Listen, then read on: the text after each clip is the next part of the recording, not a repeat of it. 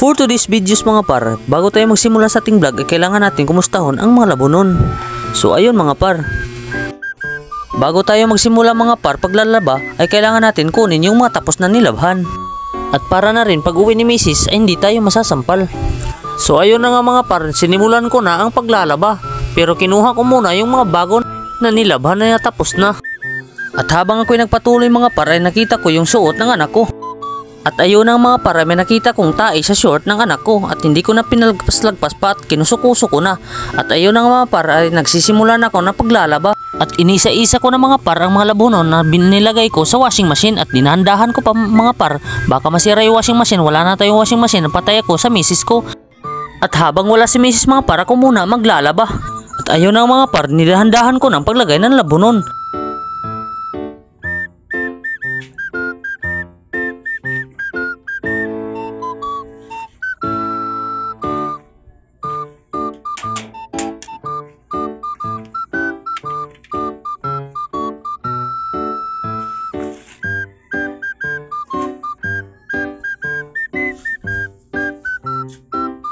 Ayun ang mga par, binuksan ko ng lagay ng downy at saka sabon.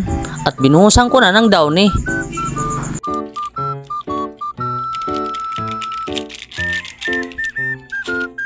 At pagkatapos mga par, nilagyan ko na ng sabon. At ayun ko na, dinandahan ko na ng lagay ng sabon. At pinuno-puno ko na mga par para magbura-bura talaga pagtuyok ng washing machine.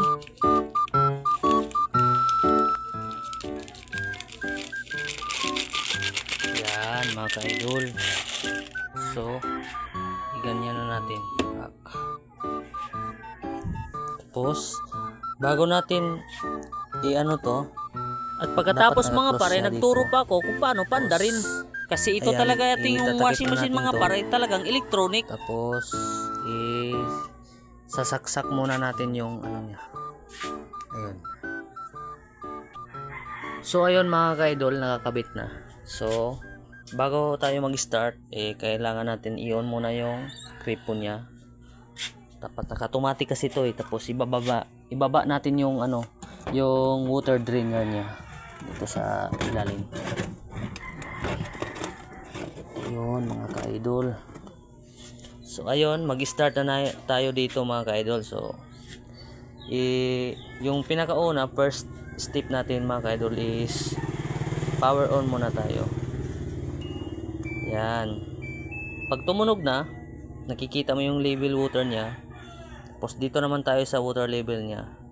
Dapat pag hindi puno yung ano niya, yung labahan niya,